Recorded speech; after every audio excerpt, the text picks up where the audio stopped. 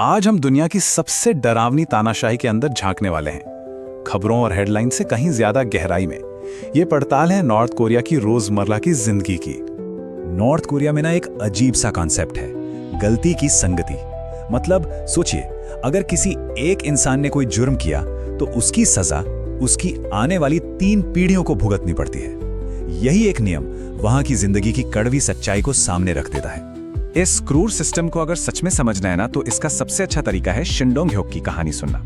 एक ऐसा इंसान जिसकी पूरी जिंदगी नॉर्थ कोरिया के जुल्मों का एक जीता जागता सबूत है। शिन पैदा ही जेल में हुआ था और उसका जुर्म कोई जुर्म था ही नहीं।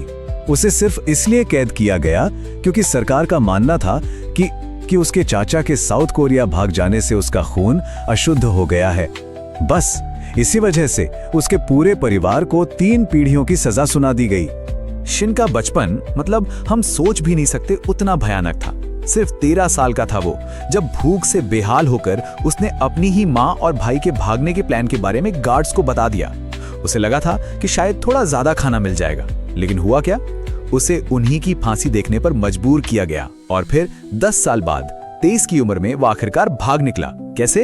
अपने दोस्त की लाश पर चढ़कर, जो बिजली के करंट वाली बाड़ पर मारा गया था।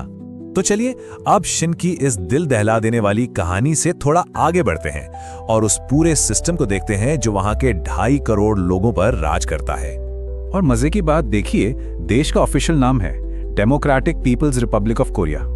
नाम में डेमोक्रेटिक है और असलियत में है एक बेहद क्रूर तानाशाही। ये अपने आप में एक कितना बड़ा मजाक है ना? सरकार ये तय करती है कि लोग कहाँ रहेंगे, क्या काम करेंगे, क्या पढ़ेंगे, कहाँ घूमने जाएंगे और तो और क्या पहनेंगे और बाल कैसे कटाएंगे। मतलब जिंदगी का कोई भी हिस्सा आपका अपना नहीं है। और ये कंट्रोल मतलब हद ही है।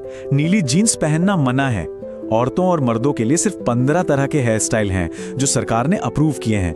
और इन सब नियमों को लागू करने के लिए बाकायदा एक फैशन पुलिस घूमती है जो लोगों पर नजर रखती है। टेक्नोलॉजी के जरिए जासूसी का लेवल तो देखिए। वहां जो स्मार्टफोन बिकते हैं ना, उनमें एक ऐसा ऑपरेटिंग सिस्टम होता है जो कभी भी रैंडमली स्क्रीनशॉट लेकर सीधा सरकार को भेज देता है, बस ये पता करने के लिए कि लोग अपने फोन पर देख क्या रहे हैं। तो सवाल ये उठता है कि किम परिवार, ये राजवंश इतने दशकों से इस तरह की पूरी ताकत बनाए कैसे हुए है? इसके पीछे कुछ खास वजह हैं। शासन एक सिस्टम का इस्तेमाल करता है जिसका नाम है सोंगबुन। ये एक तरह की जन्म आधारित क्लास व्यवस्था है जो किसी भी इंसान की पूरी जिंदगी इस बात पर तय कर देती है कि उसका परिवार सरकार का कितना वफादार है। जो वफादार हैं उन्हें राजधानी में सारी सहूलियतें मिलती हैं और जिन्हें दुश्मन माना जाता है उन्हें सबसे बदतर हालात में जीने के लिए छोड़ दिया जाता है।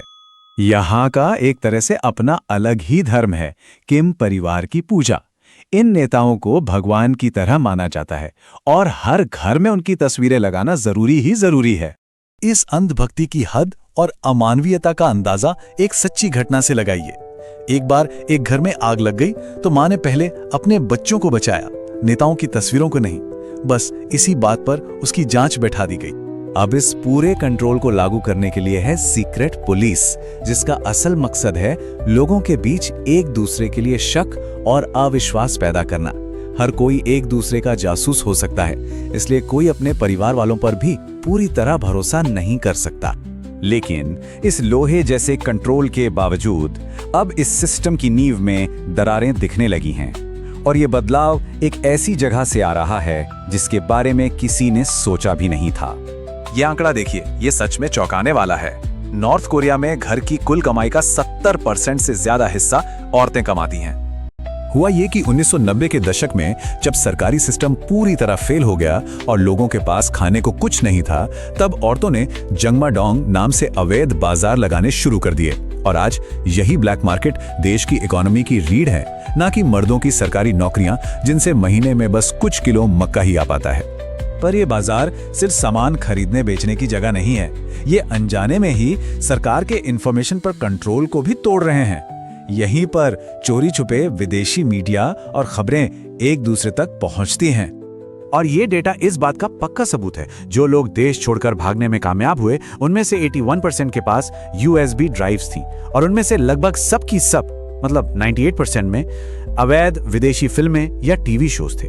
ये दिखाता है कि कैसे ब्लैक मार्केट के जरिए बाहरी दुनिया की जानकारी अंदर आ रही है। तो याद कीजिए, सरकार की मेन स्ट्रैटेजी क्या थी? लोगों के बीच पूरा अविश्वास पैदा करना, ताकि कोई एक दूसरे से जुड़ ना पाए। लेकिन हुआ इसका ठीक उल्टा।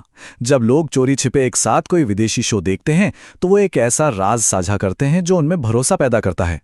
जब कोई दोस्त आपके साथ एक बैन की हुई साउथ कोरियन फिल्म देख रहा है तो आपको पता होता है कि आप उस पर भरोसा कर सकते हैं। और यही बात हमें आखिरी सवाल पर ले आती है। ये लड़ाई नॉर्थ कोरिया का भविष्य तय कर रही है।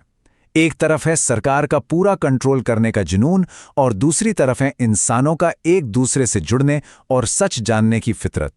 तो सोचिए, पूरी ताकत और इंसानी रिश्तों की इस जंग में आखिर में जीतेगा कौन?